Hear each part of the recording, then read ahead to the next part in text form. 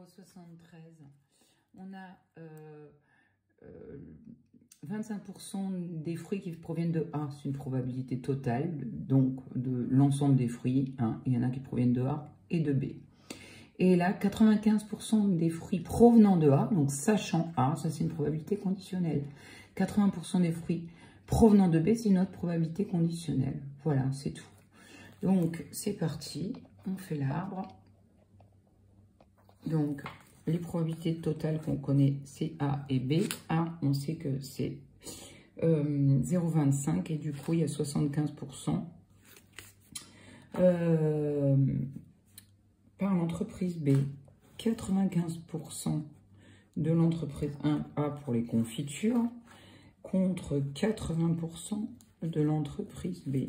Du coup, on complète notre arbre, pas de confiture avec le reste, donc 5% restant.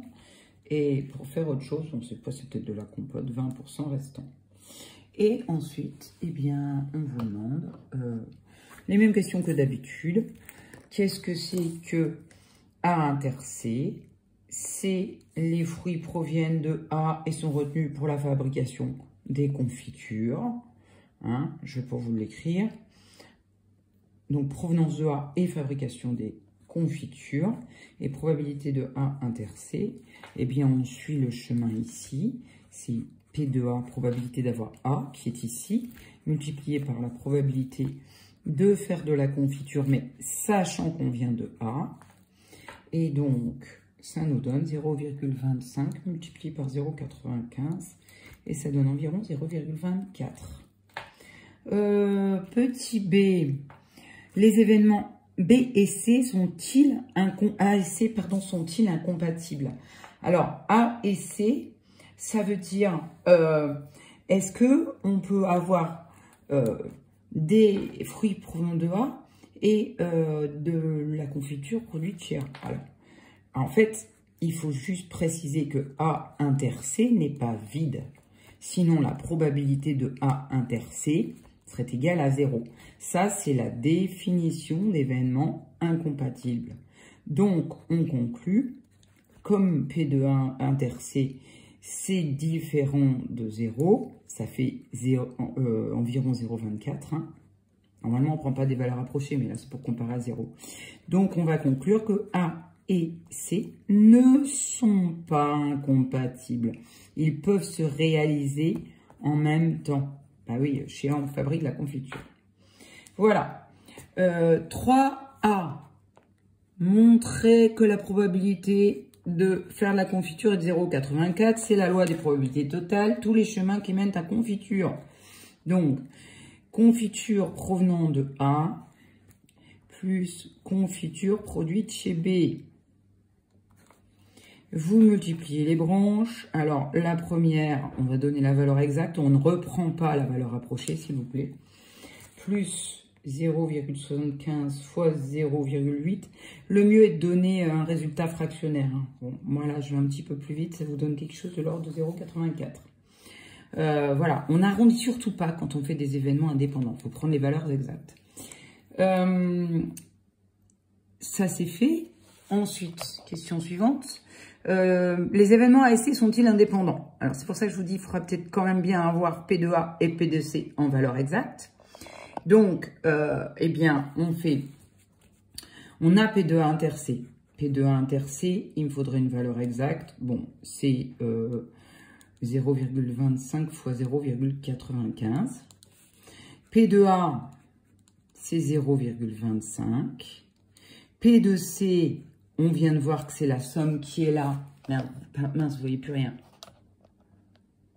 Donc, hop, P de A inter C, il est là. Il faudra le recalculer de façon exacte. P de A, c'est 0,25. P de C, il est là. C'est pareil, il faudrait le recalculer de façon exacte.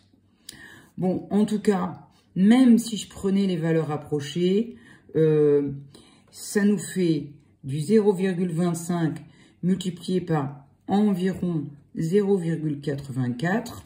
Je ne vois pas comment P de A fois P de C, qui fait 0,25 fois 0,8 environ, pourrait être égal à P de A inter C, qui fait environ 0,24. Hein. Vous voyez, c'est pas possible.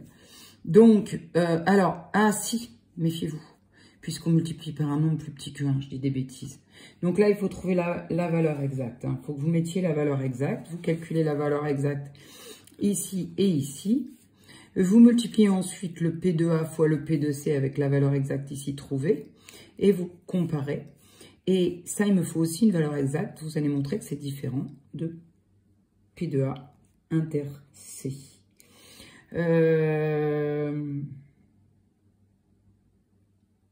Voilà, ça c'est une première solution. Je crois que ça fait P de A fois P de C, ça doit faire environ 0,21. Et P de A inter C fait environ 0,24. Mais vous voyez, si c'était plus proche, c'était risqué. Ça, c'est la solution 1.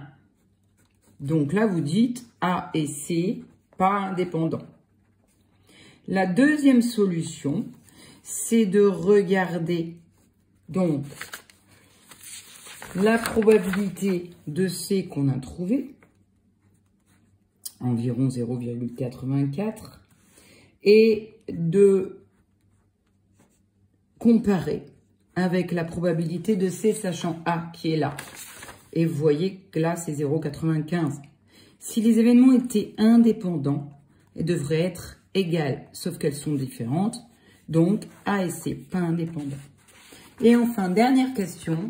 Hop, il nous restait calculer P de A sachant C interprété. Alors, P de A sachant C, eh bien, on connaît notre formule. Je vais l'écrire ici. Petit 4. P de A sachant C, c'est P de A inter C sur P de C, environ 0,24. Alors c'est pareil, il faudrait procéder en valeur exacte avec vos écritures fractionnaires. Et je trouve environ 0,29. Voilà. Mais il faudrait fonctionner avec vos écritures fractionnaires et vous devez trouver environ 0,29. Cela signifie que si le fruit est retenu pour faire de la confiture, sachant que je retiens pour la confiture, il y a 29% de chances qu'il provienne de A. Donc, si le fruit a été retenu pour faire de la confiture, la probabilité qu'il vienne de A est de 0,29, soit 29% venant de A.